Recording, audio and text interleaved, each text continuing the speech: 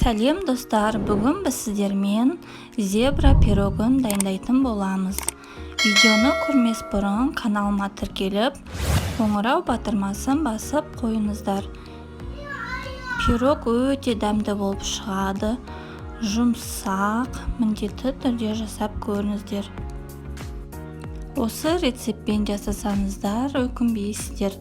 Бір жасағаннан өте керемет болып көтеріліп, дәмді болып піседі. Пирогқа қосатын барлық қоспалар бөлме температурасында болуы қажет. Ең алдымен қант қосамыз, шымшым тұз саламыз, оның үстіне ванилин қосамыз және бөлме температурасындағы сары майды қосып, жақсылап араластырамыз.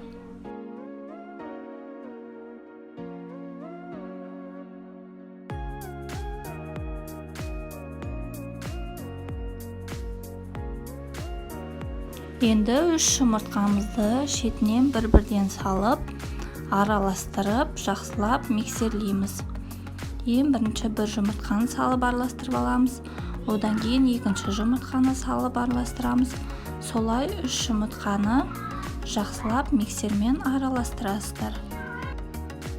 Енді илектен өткізілген ұнға ас содасын қосып, барлығын салып, жақсылап миксермен араластырамыз.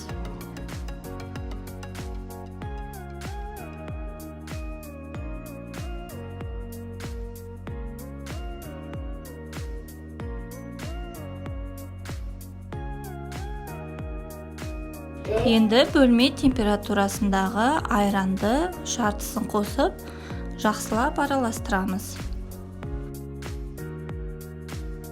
Енді айранның қалған бөлігін қосып, жақсылап миксермен араластырып аласыздар.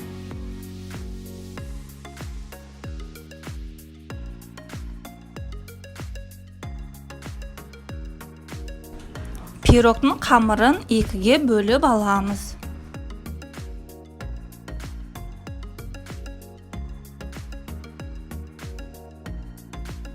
Жарты бөлігіне какаоны илектен өткізіп, ішіне салып, жақсылап миксермен араластырамыз.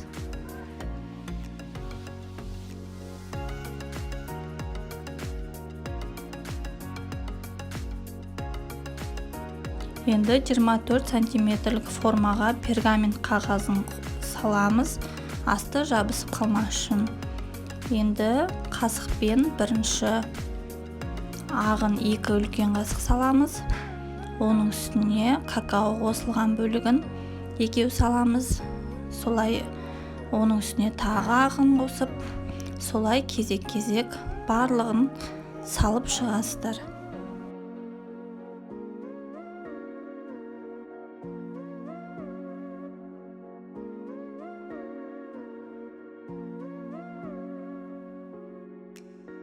Осылай зебра болып шықты.